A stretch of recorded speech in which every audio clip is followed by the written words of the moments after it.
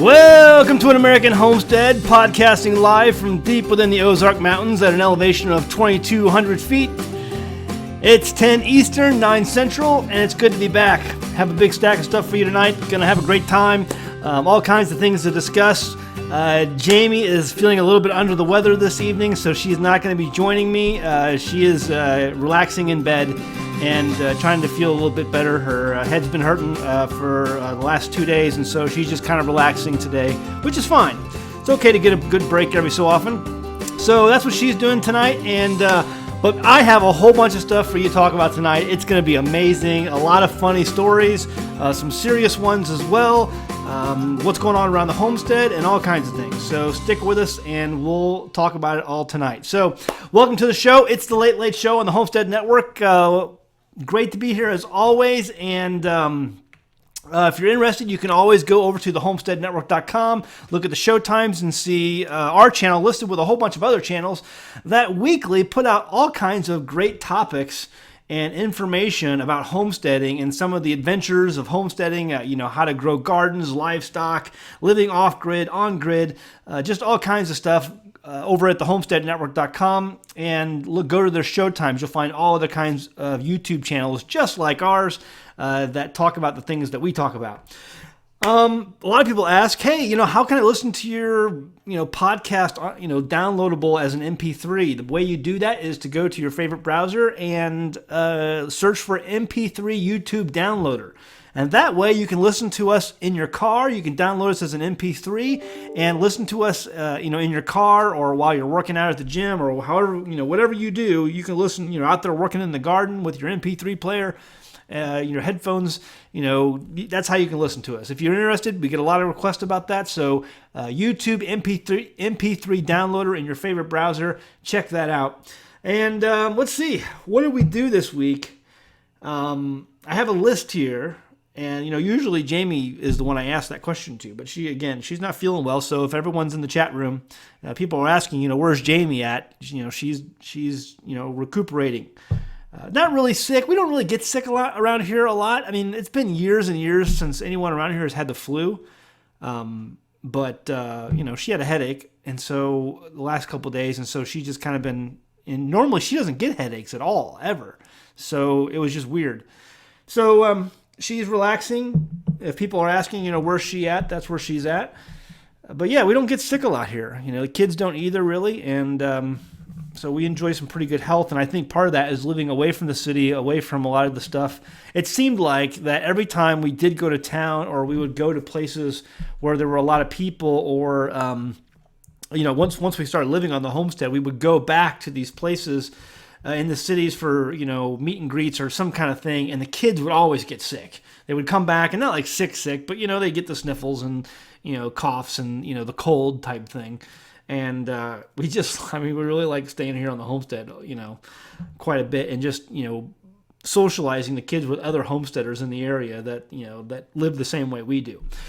Anyway, what do we do this week? Mushrooms are in full bloom right now, although our shiitakes and our wine caps have not popped yet. They're going to need some warmer temperatures. But the morel mushrooms in the woods are going full speed ahead. I found a bunch last week, and me and Jamie enjoyed those. We have, me and Jamie have it's our date night on Tuesdays. And so ever since we've been married, Tuesday is our date night. I mean, it's just been that way. And when we first moved off grid, we got away from that for maybe a year because it was just hard to do that. Because we were kind of, it wasn't the situation wouldn't allow that to happen. So, but, Tuesdays is our date night. Tuesday night, it's date night. And, we make it a point to just have some time by ourselves. So, last Tuesday, we cooked up a bunch of morels that we had harvested and had that for a part, I think we put them on some kind of meal that she had made, or I think sandwiches and things like that. And so, for our date night, and it was delicious. Absolutely delicious. So the morels are popping right now, and if you've never gone out and looked for a morel mushroom, there's no way, or very, very few ways to confuse these with other mushrooms. There is a mushroom called the false morel that is out there you can find, and it's kind of a reddish, but none of the other morels are red, so that's how you know you haven't got the real one.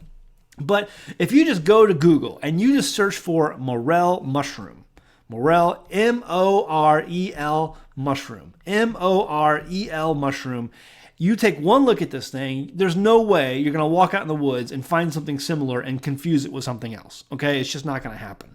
So it's a really easy time. Right now, guys, you can go out in the woods and look for these things, and they are a delicacy. They are an absolute delicacy. They're up there with truffles. I'm not kidding you. They're up there with truffles.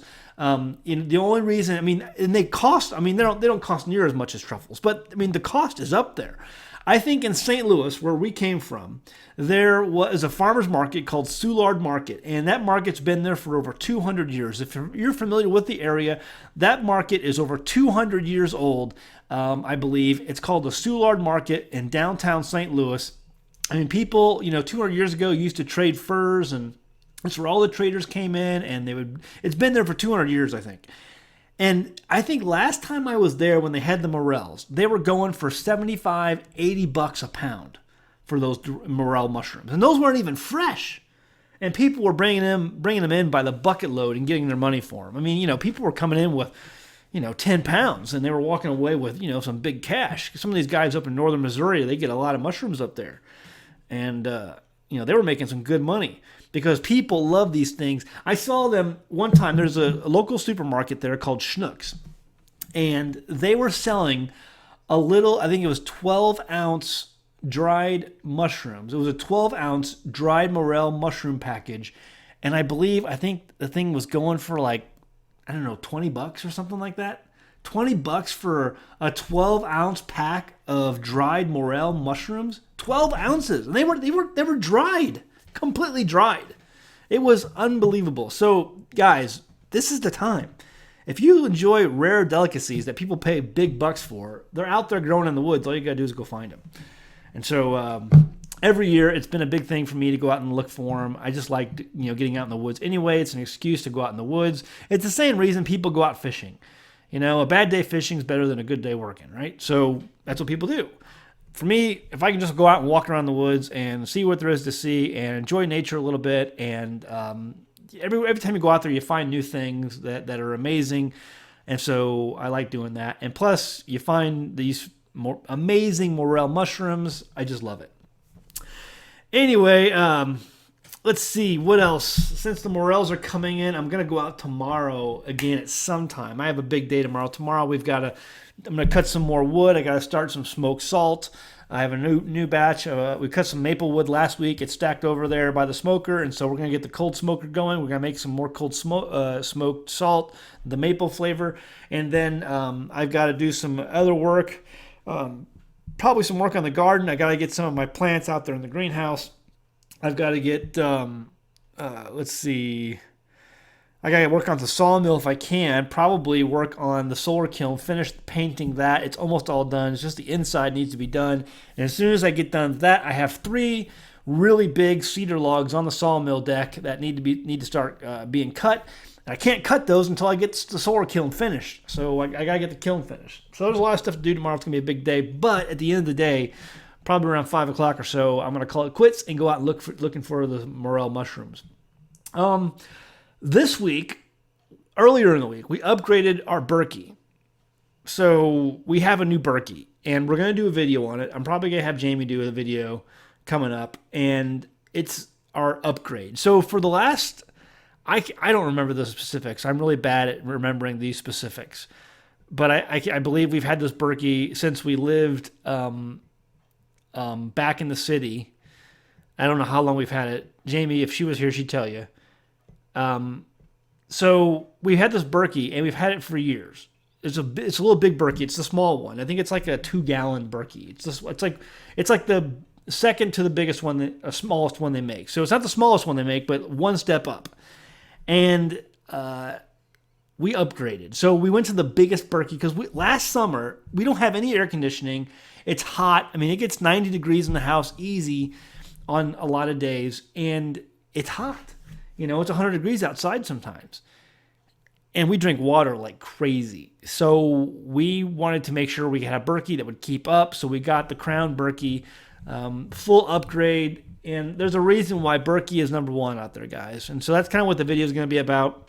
The Berkey company contacted us about a year ago and wanted to know if we would be an affiliate. And I ended up telling them no, simply because they wanted us to buy a bunch of products and maintain an inventory and sell them on our website and all. And I didn't want to deal with that. I said, listen, man, if you want to be an advertiser for us, we can do that, on our website or whatever. We have other companies who do that, but I'm not gonna be an affiliate and maintain inventory and all this stuff. I just don't have the time or the money. And I believe in their products. Their products are great. Berkey makes a great product, and it's a beautiful product. It's the stainless steel is just good. It looks nice. And I know there's cheaper ones out there. Don't get me wrong. I've seen people, other companies with these plastic versions out there, but they don't look as nice, in my opinion. They just don't, and they probably work just as well. But with us, it's about we want aesthetics and functionality, not just functionality. Okay, if you're all into functionality and you don't care about aesthetics, there are plenty of companies out there that can do just as good a job as Berkey does. To be totally honest with you, and they're not going to pay the big price. But if you're into aesthetics, you want something that looks nice, it's well made. I like the Berkey. And again, they're not a paid advertiser. I'm not trying to sell you a bill of goods or anything. I'm just saying there's a reason why they're number one on the market.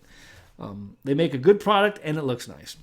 So we upgraded. We got the big Berkey. We'll do a Crown Berkey video coming up to let everybody see that. And, here's what it comes down to. If you're going to be relying on that as your sole water source for drinking, like we do, then you want to get a bigger one, especially if you don't have air conditioning and your body's going to be sweating a lot in the summer, and which is fine. That's how your body detoxes, folks. It's a great way to stay healthy. But you're going to need to put a lot of water into your body, and you need something that's going to be able to keep up with that. So, Berkey upgrade. We got an upgrade. It's going to be awesome. We'll show it to you. It's been working great. We've been using it for the full week. In fact, I'm drinking a nice cup of coffee tonight, and it was filtered. The water was filtered by the Berkey. Good stuff. All right.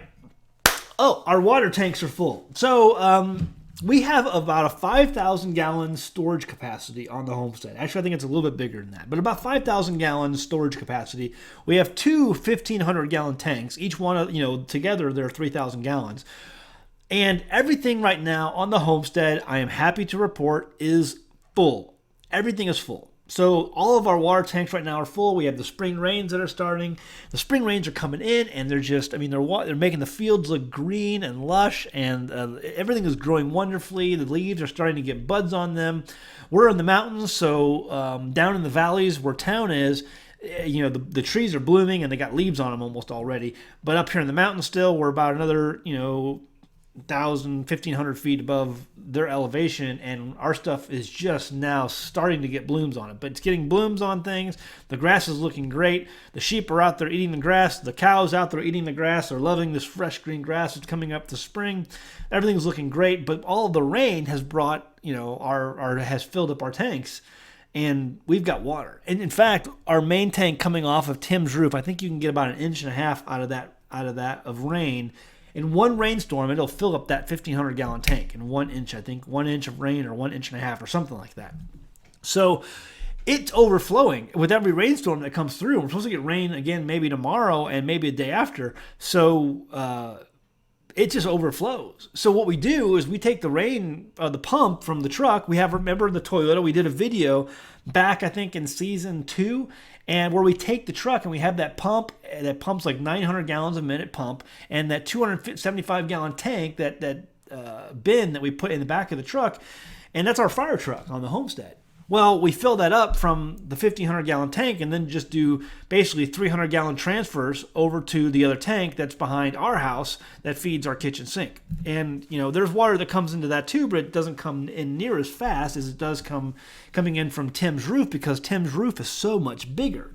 And so we have all of this rain catchment, that we have around the Homestead, and we have now about a full 5,000 gallon capacity is full right now in the Homestead, and it's a great feeling to have that much water going into summer.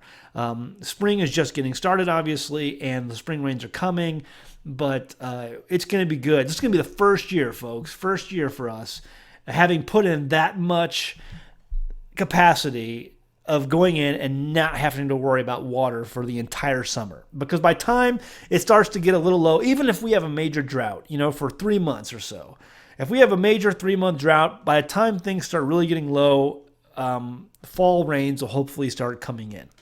So I'm really happy going into this and having that much capacity. And I think, guys, for you building a homestead, if you're looking at building a homestead one day and you want to have some land and you don't want to rely on municipal water, which I don't think you should have to, I think going ahead and making sure you have a good amount of rain catchment available to you is a top priority for your homestead. I really think that. In fact, Jamie wrote, speaking of Jamie again, she wrote an article just this last month in the Molly Green magazine. She writes for Molly Green magazine, and sadly enough, Molly Green has decided they're going to stop printing their magazine. They're still going to do the online magazine, but the printable version of that is going to stop. Her last article in the last Molly Green magazine edition was about rain catchment. And so great article. I think you can probably find it online. I didn't link to it in the description below, but I'm sure you can find it if you're interested. Folks, rain catchment should be a top priority. Water should be a top priority for your homestead. Okay, let's see. So water tanks are full, and I guess the last bit of news is dozer parts. I can't believe it's already about 20 minutes in. We're going really fast here. So most of you guys know we're getting a dozer. It's an HD7G.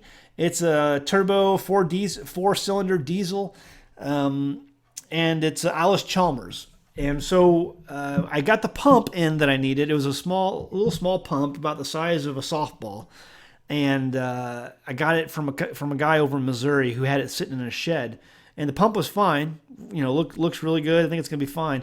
And then I needed to get a shaft and a coupler for that pump because the coupler was stripped that went to that pump, and the old pump was stripped. And so I had to get a new pump. I got the new pump. Now the coupler, I have to get that replaced. And then it'd be great if I could get a new shaft. The shaft I have works, but it's a little twisted. It'd probably be fine, but I wanted to get a new one. Well, it was really hard to track these things down. I finally found a guy in Tulsa, a shop in Tulsa that will make it for us. $350 to order that part for that dozer.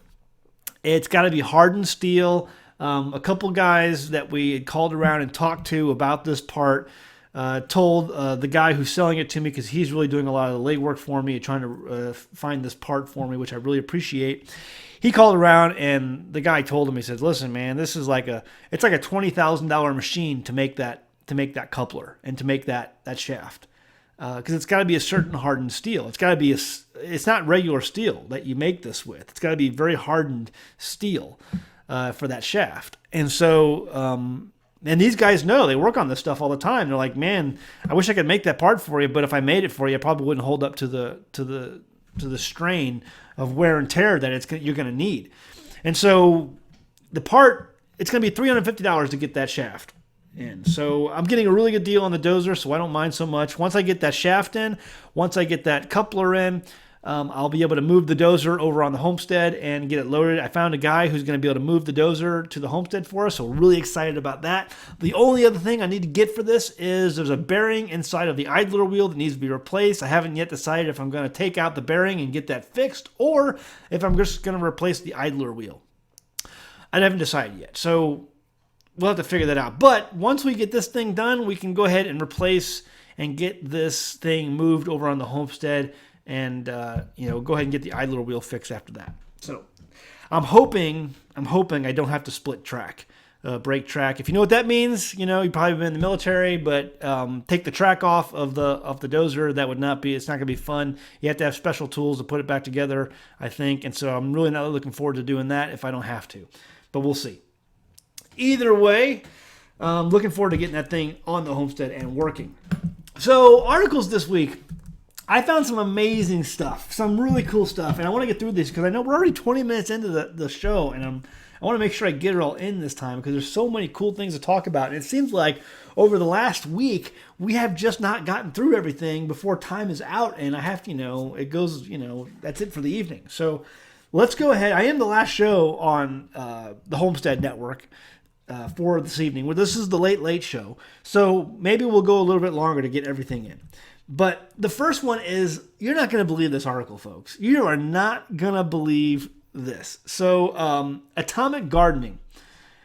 Ripley's.com. Link is in the description below. Now, Ripley's, believe it or not, I grew up watching Ripley's, believe it or not, in the 1980s. This one, I could not believe this. So, atomic gardening. Go ahead and get the link opening in the description below, and I will read the article to you. It's called The First Atomic Garden in the United States. There are some real geniuses here, folks. And I'm not really meaning geniuses. I mean idiots. So, atomic gardening. It says atomic gardening began as a campaign to promote the peaceful use of fission energy after the end of World War II. Because we just, obliterated 200,000 people in Japan. Oh, let's show the peaceful use of fission energy. Coming out of an extended period of conflict that only ended by using the most powerful and destructive weapons ever wielded by humankind. They don't say mankind anymore, folks, because that's sexist. We can't say the word mankind. We have to say humankind. You can tell a liberal wrote this article. Okay, Atoms for Peace was an initiative to harness the power of the atom to help humanity thrive in the future. It continues. They set up a series of gamma gardens, that's called gamma gardens, across the globe, including the U.S., Russia, and Japan. Well, wait a minute. I mean, wouldn't Japan just be one gigantic gamma garden to begin with anyway? I don't understand why they would want to put more radiation in Japan after World War II. That's already there. That doesn't make sense, but I'm just reading the article. Continues that used cobalt isotopes as a source of radiation. It continues on, atomic gardens use radiation to induce useful mutations in plants. Useful mutations. Scientists arranged typical gardens in a circle with different levels of radiation reaching plants from the center. Plants close to the radiation sources usually died, and mid-range plants would develop tumors and growths. At the far reaches of the gardens, plants typically survived, but with significant mutations. These plants were developing tumors. I just don't get it. I don't understand why this is useful. Why would anyone want to use this to grow plants or grow a garden? And then to eat the produce. It says plants would develop tumors and growths. This just is, people are retarded. All right. Ideally, I shouldn't use that word. That's incorrect too. I'm sorry. I hate using that word sometimes, but it's ridiculous. Ideally, some plants might develop mutations that could prove beneficial and then be bred into normal plants. A peppermint plant resistant to particular strains of wilt, for example, was bred using atomic gardening. Irradiated seeds became the end seeds for what kind of farmer would use these seeds? I don't get it. If you're a real farmer and you're actually feeding this to your family, why would you use these kind of seeds? And they have a picture here with these women standing around talking to a salesman. And it's marketed as atom blasted seeds. Atom blasted seeds. Meaning the seeds are radioactive. It says that irradiated seeds became the end seeds for farmers, and atomic energized seeds were even marketed to housewives to conduct their own atomic gardening experiments at home. And then they go on at the end of the article. So what they say is many of the things that you buy today are a result, ladies and gentlemen, of the atomic, the atomic project that they use to make these plants grow. So a lot of the seeds you find in the market today, a lot of the fruits and vegetables that you buy today are a result of this taking place in the 1950s. It says here that ruby red grapefruit, rice, wheat, pears, cotton, peas, sunflowers, bananas, and countless other produce owe their present-day hardiness to the genetic modification afforded by atomic gardening. I really can't believe that people did this. And we wonder why so many people today are sick. Because, let's just be honest. People are sick today mostly because they live at the drive-thru and they're not eating enough fresh fruits and vegetables. But even the fresh fruits and vegetables, they're saying they're saying that owe their hardiness to these projects and experiments that took place with radiation in the 1950s. And if that's not bad enough, they're still doing this today. At the end of the article, it says, the Institute of Radiation Breeding in Japan Japan of all places, has the trademark. I mean, what else better of a place? I mean, it's like Japan just has a history of radioactive issues. I mean, just crazy. Has a trademark pie-shaped of Gamma Gardens. The compound stretches over 300 feet across and 25-foot wall, shielded. There's a shielded wall surrounds the entire garden to contain spill-off radiation. Because we know the Japanese are experts at containing spill-off radiation. I just don't. There is so much irony in this article. I mean, it's just hilarious. It says the lab is currently breeding for fungus resistance and fruit color. So they're developing fruit color and fungus resistance with radiation at this place in Japan. You can't make this stuff up, folks. You just can't. Anyway, Tim found this article this week, and he shared it with me. I said, "Oh, that's good. We got to talk about that on the show." We're good. And by the way, we'll have a new video out with Tim this week on chickens, on how to protect your chickens, not from radiation, but from coyotes and raccoons and such. But if you want to learn how to protect your chickens from radiation, you'll probably have to find that information somewhere else, maybe in Japan. Okay, continuing on. Next article. So this was an article I found on Infowars.com. Thousands of Americans are fleeing the big cities. Pretty interesting article. Now, admittedly, I do sometimes listen to Alex Jones, not often, but Drudge Report, which I highly regard as a useful source of alternative news, as not the mainstream media, because the mainstream media hates Matt Drudge. And so that makes me like Matt Drudge. When whiny, libtards don't like, someone, that usually makes me like that person that they don't like. Anyway, so they don't like Matt Drudge, and so that makes me like Matt Drudge. So I usually check Matt Drudge or drudgereport.com for my news sources, and he linked this week, earlier in the week, and I shared it on our Facebook page. Thousands of Americans are fleeing the big cities. And so immediately, because I flee the big city, that's me. And so when I read a headline like that, I think, whoa, this is something I did. I took part in this. So immediately I clicked on the link and went to go read the article. I was on the edge of my seat trying to figure out what was going on here. And it begins, why are so many people suddenly moving away from major U.S. cities? ? Recently, I wrote about the mass exodus that is happening out of the state of California. But the truth is, it says, is that what is happening there is just part of a national phenomenon. I love how Alex Jones, I read his articles, he just puts so much, emphasis. You can just feel the passion behind the words, when you read his articles. And I think this was, who wrote this? It's not Tyler Durden, Michael Snyder. But it's an Alex Jones, InfoWars article. So it's got that passion, right? It says the populations of some of our largest cities are steadily shrinking, and many experts are completely mystified. They're mystified, I tell you, by the seismic demographic shifts that we are now witnessing. Of course, there are a whole host of reasons why people would want to move away from the huge cities such as Chicago, Detroit, Baltimore, and Cleveland. I have absolutely no idea what this guy's talking about. Why would anyone want to move away from amazing metropolises like Chicago, Detroit, Baltimore? Does anyone actually live in Detroit still? Baltimore and Cleveland. For some families, it simply comes down to wanting a better life for their children. No, that's just crazy. Children have it great, I'm sure, in Detroit. But as you will see below, there are others who believe that things in this country are about to take an apocalyptic turn, and the big cities will not be a place that you want to be when economic collapse, rioting, looting, civil unrest, and crime are all spiraling out of control. That's happening already. Anyway, quick story. So years ago, when I got out of the military, I worked. I started working for computer companies right off the bat. It was during the .com bubble. The .com companies were going nuts, and I became a sales rep for a DSL company. DSL was brand new on the scene. It was 1999, and DSL was brand new out there, and companies wanted DSL. So I became a DSL sales rep. Fast forward a few years, and the .com bubble burst, and I was out of a job. And I went to a hospital in the area. Now, this is not any hospital. This is Barnes. If you know anything about St. Louis, this is Barnes Hospital. It's a level 1 trauma center. It's the 7th largest hospital in the world, ladies and gentlemen. And I took a job as an armed security guard because I had some college, and they allowed me to be an armed security guard.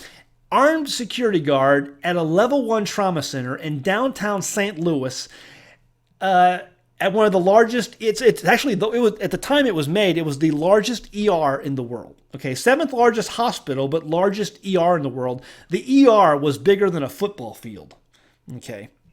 And I took a job as a level 1 trauma center, Barnes, downtown St. Louis, Barnes ER, and as an armed security guard on the night shift. I began my shift at 10:30. Okay, we went in at 10, had our briefing. Every night we had a briefing. And then I went and I started my shift at 10:30 in the ER, and I worked all night in the ER. And I'm telling you, I saw some of the most amazing things. One of the amazing things I saw was when they replaced the glass on the front of the ER, and they put in bulletproof glass in the front of that ER in downtown St. Louis at Barnes ER. And the guy who was putting it in, I talked to him, and he said, this glass is rated to stop up to a 7mm magnum. 7mm magnum bullet, it'll stop. It says there's only 2 ERs in the entire United States, I don't know, maybe the world. There's only 2 ERs in the United States that have this tough of a bulletproof glass. All the other ERs in the United States don't have this kind of glass. It was that tough. 7mm mag. He says the ER in downtown St. Louis, the one I worked at, and the one in Detroit, level 1 trauma center in Detroit. I don't know what the name of the hospital was, but that's it. St. Louis and Detroit, the two, I mean, I just had to laugh. But I mean, all right, continue with the article. All right, well, stories are stories.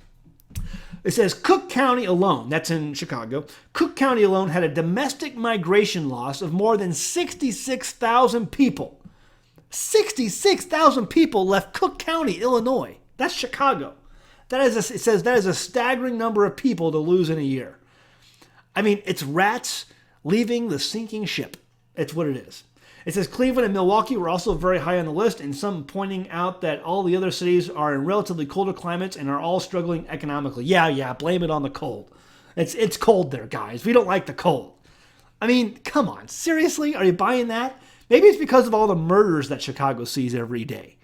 You know, how many people have been murdered there they break records every year.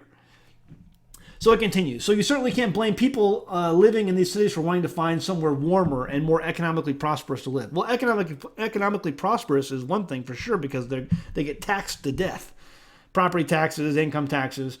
It says, but others are moving away from large cities that are deeply concerned about where these things are ultimately headed in this country. It doesn't take a genius to see that anger, frustration, hatred are rising all around us, and many believe that conditions are ripe for civil unrest and civil conflict.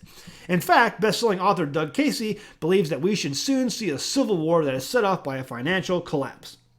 I don't know. Guys, I think it comes down to this. It's simple as this. I mean, yeah, are we ripe for civil unrest? Are we ripe for an economic collapse? Absolutely. Absolutely. This country is just, I mean, we are a mess. Absolutely a mess. And I talk about that a lot in my other channel on why we're such a mess. But I'm not going to get into that today. But that's only probably a small reason why people are leaving these cities. They want the best. I mean, it's way across all of humanity, all around the world. Everyone wants the best for their family. They want the best for their children. They want to give their kids the best education, the best chance for success in their future. And you're not going to get that in the cities. The schools aren't teaching our kids. Okay, there's no great jobs anymore where you can actually make a good living and not pay, a bunch of taxes and live in debt your whole life. So what people are finding out, amazingly across the board, is that if you live in a high-priced area and you have little debt, meaning most of your things are paid off, maybe most of your cars are paid off, maybe your house is paid off, you can sell all of that, cash out of your 401k, and move to a place like, I don't know, the Ozarks or Idaho or some of these other places where the cost of living is really low and there's very low populations in those areas. And you can live, a pretty good life. You can have really nice things because the cost of living is low. The taxes are low. You can build a house for $100,000 that would cost you $1 million in California or in Chicago. And so why would you continue to live like that, surrounded by crime and surrounded by high taxes when you can sell off everything you have and live a pretty darn good life somewhere else and just, because of the low cost of living, get a job that doesn't pay as much. Because a lot of people are finding out that money just doesn't buy happiness. That's just the reality of it. Where they're at, they make good money, they have a great job, they get all this money, but they're all stressed out to the max. All right, we can keep going on that, but great article. Check it out. Interesting, at least. Great conversations. Great comments at the end of the article that you can peruse as well. I really enjoyed it. I thought you might want to enjoy it as well. So it's over at Infowars.com. Link is in the description below. Check it out. Let's see. Let's go back to my list of stuff here. After I have another sip of my coffee. Oh, so this was fun. All right. So next to my stack of stuff over here is, and I really wanted to get to this tonight because we're going to have fun with this one too. So the other day, I think it was Friday, I posted, let me go back and look. I'm not sure yet. It was Friday. I posted over at Facebook on our American Homestead page. Let me go there real quick. And I think it was Friday. Oh, come on. Let's go here. Let's see here. Friday. You guys can go over there and look too. March 30th. So yeah, that was Friday, right? No, it was Thursday. Sorry, Thursday. So it must have been Thursday night at 10:45 p.m. So Thursday night, going into Friday. I posted this amazing video. They hadn't had a lot of views, because I try to find videos, that are interesting. I try to find videos that don't have a lot of views because I don't want to post something that everyone's seen already.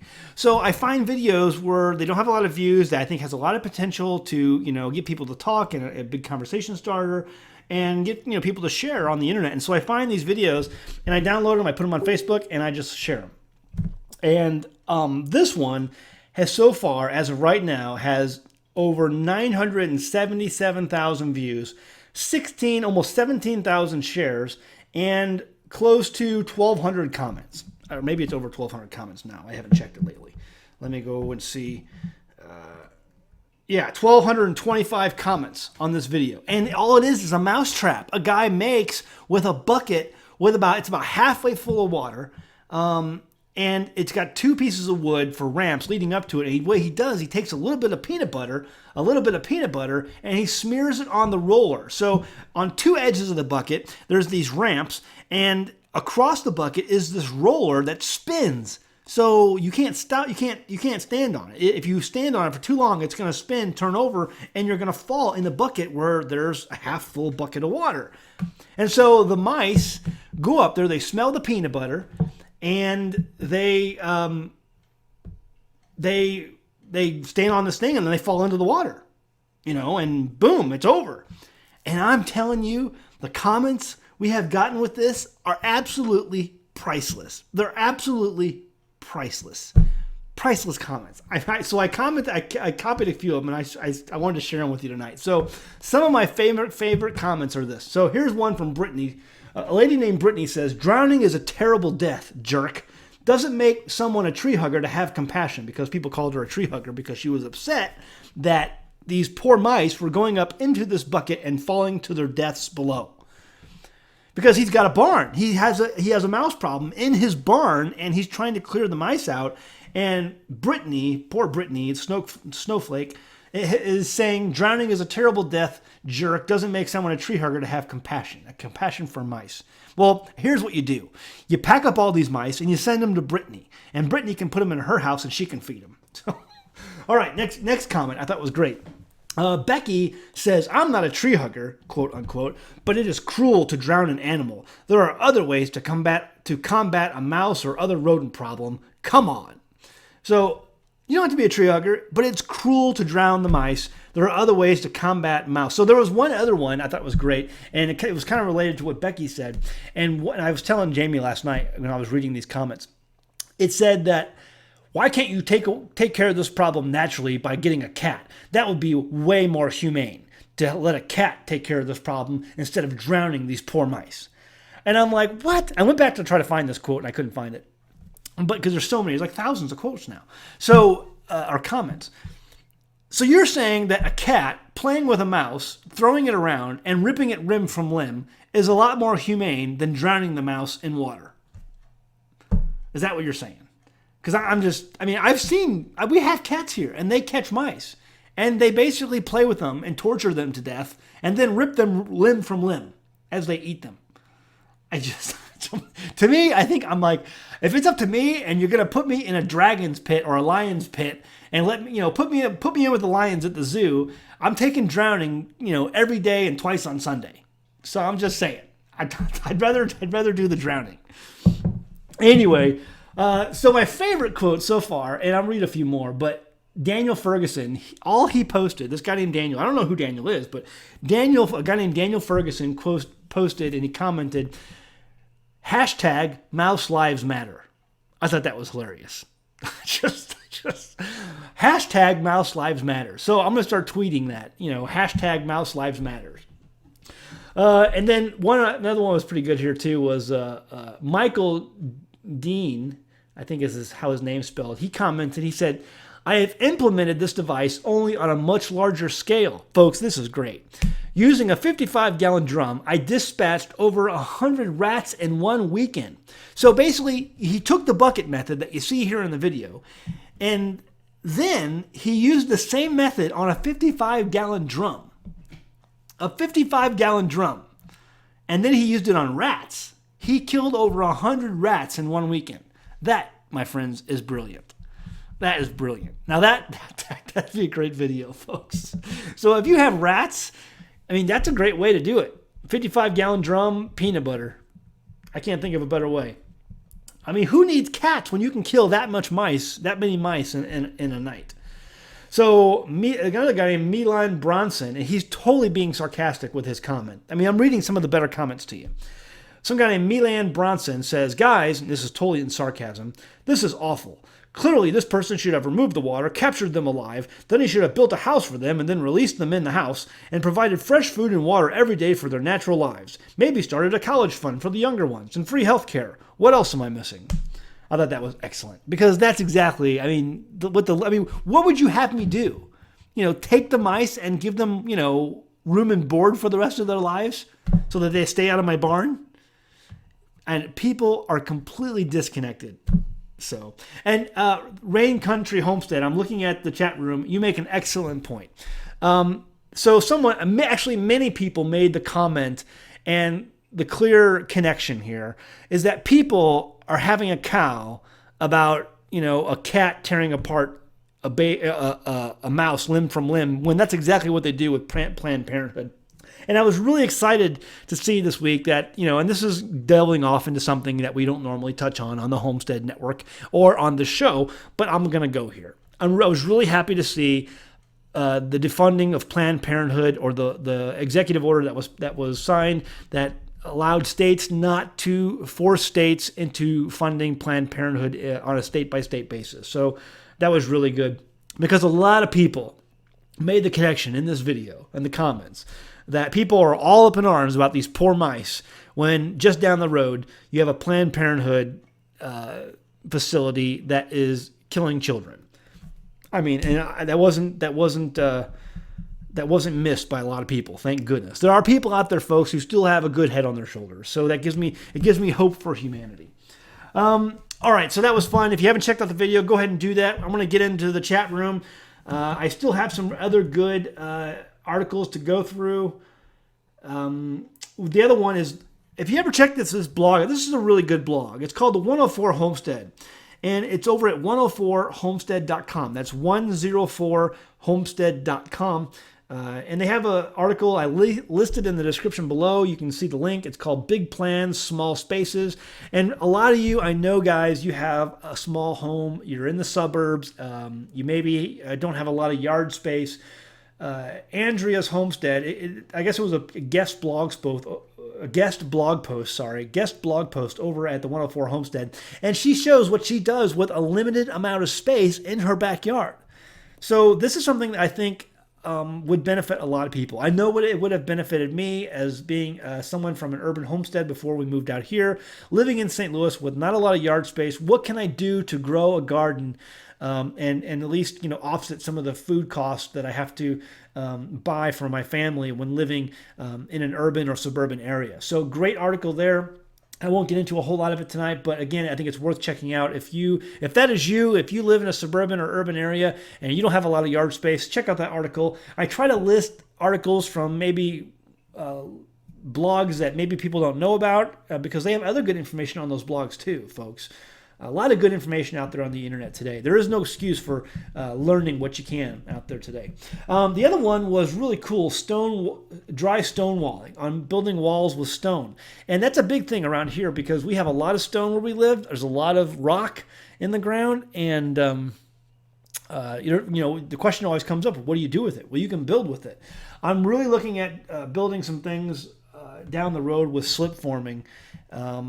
I think slip forming, look it up. There's some really great ways you can use stone to build some amazing looking structures with slip forming, especially when the stone is natural. You have it for free. It's on your homestead or on your land. You can utilize it. So check that out, slip forming. But that article that I have listed in the description below, the link is dry stone walling, walls without mortar. Check it out. A lot of great pictures there. So, all right, let's head on over to the chat room and see what is what for the evening. Let me pop out the chat on my screen. And folks, if you have questions, put it in all caps so I can see it. If I don't get to your question, please post it again so that I might see it. And I'll try to get to as many as I possibly can. We got about 15 minutes left. I'll try to keep it in time and not go too far over unless there's some, But Sean wants to know, how's the dozer coming? I talked about that earlier in the show. I still need a couple parts. There's a shaft I'm getting made over in Tulsa. It's going to cost me, the shaft and the coupler that goes with the shaft is going to cost me about $350 last time I heard. So we're going to have to figure out. But it's getting made. We've already sent that off to the guy, and it's got to be hardened steel. It's a 12 spline shaft. You can't find 12 spline shafts anywhere. Trust me, I have looked high and low on the internet. The only thing I found was someplace over in China. And I'm sorry, I'm just not going to trust my dozer on a cheap piece of Chinese metal.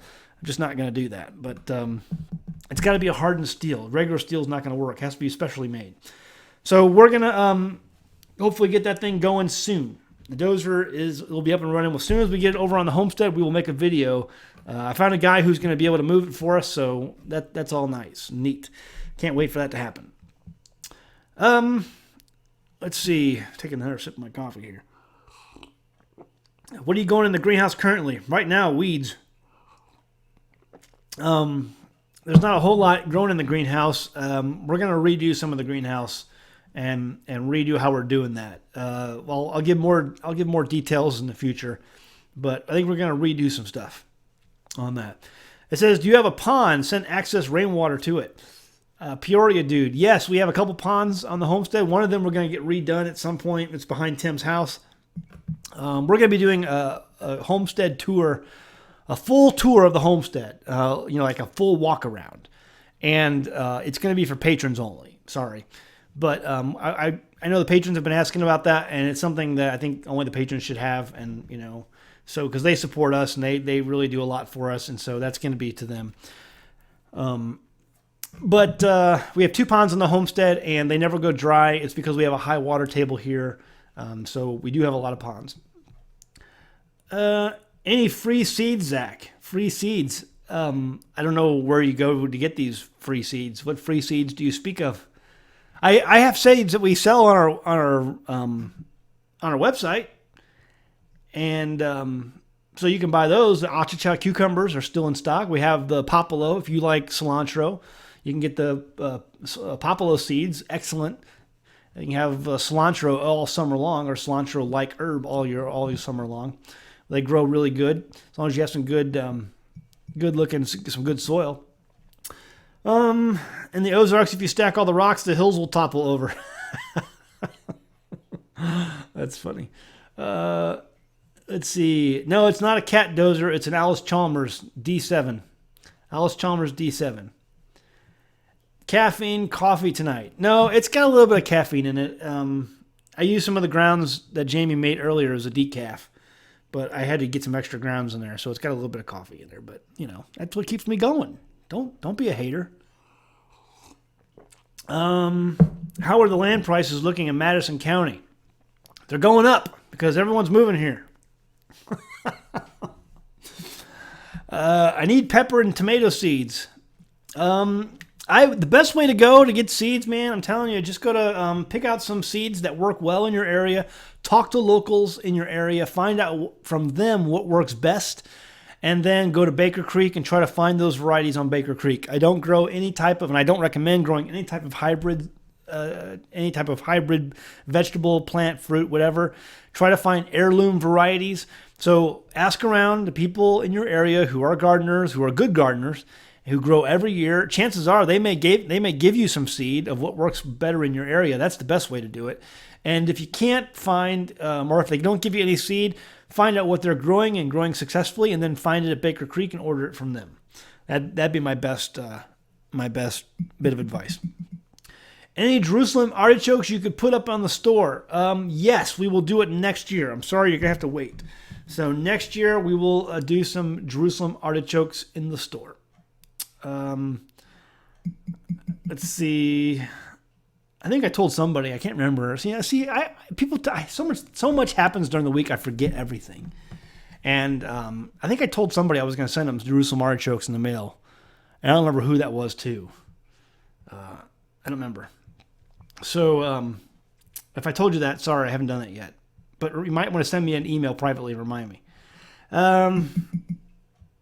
Otis says, I have land in Madison County also. Okay, I don't know. Where is it? Madison County, Arkansas? Or there's a lot of Madison counties out there. In fact, if you didn't know, Huntsville, the Madison County in Huntsville, Alabama is Madison County as well. It says land prices on the Ozarks has gone up 30% in the last 2 years. Yeah, they're not making any more, folks, and the price never goes down, I guarantee you. So I would definitely try to get out of where you're living and go find some land somewhere. Small YouTube homesteaders group could use a shout out, not my group, just sharing. I don't know who small YouTube homesteaders group is. But I mean, I see that's the thing too. It's like another thing. It's kind of annoying. I'm not saying it's about any particular group, but so many people add me on Facebook groups. I just go through, like every year, I'll go through once a year and just delete all the groups people have added me to. Because I don't have time. I just don't have time to get on the groups and chat. I mean, I got too many things I'm doing to be sitting around on Facebook. I mean, if I'm on Facebook, normally I may be answering a message here and there, or I'm just trying to post articles and things that I think people might find interesting. But I don't have time to get on there and just go into the groups and chat with people in the groups. I just don't have a time to do that. Let's see. I got to buy soon. 30%. Oh my. Yeah, you got to buy some land soon, folks. They're not making any more of it. How are the bluegill? There's some bluegill alive in there. Some of them are dead. But there's still some alive in there. I think the goldfish are still alive in there. They're gigantic, getting really big. Goldfish never stop growing. Our garlic is growing outstanding. I was out there looking at it today, just walking through and looking at it. It's amazing. Me and the boys took a walk today around the mountain, and garlic is looking excellent. We're going to have some amazing looking garlic this year. Let's see. This one helps. It says the group helps out small YouTube channels. Yeah, I'll take a look at it if I can, if I remember to go look at it. But there's a lot of great YouTube channels out there, folks. There's so many of them, especially when it comes to homesteading now. It's like it's blown up, and people think that I'm big. I'm not big at all. There's so many people out there way bigger than me when it comes to homesteading. American Homestead is tiny compared to some of these homestead groups out there. You got Ringo Starr, obviously, who's, I don't know if I really consider him a homestead, channel, but he calls himself Modern Homesteading. But he's really big out there. You've got, even off-grid Doug and Stacy, they're bigger than I am now. And you've got, oh my goodness, you got so many big ones out there. So many big ones. But, yeah, so there's so many. There's small ones and big ones out there. There's lots of information when it comes to homesteading. Livestock, gardens, fruit trees and orchards, and there's just so many topics. So many topics. It's amazing. If you want to find anything out today, you want to learn anything, just go to YouTube and YouTube it, Google it, search it out. You can learn anything. Let's see. How's the pizza oven working? The pizza oven works great. And we haven't used it in a while. We don't really use it in the wintertime. Now that it's spring and summer, I guarantee we'll be probably using it more. It's a great oven. And so...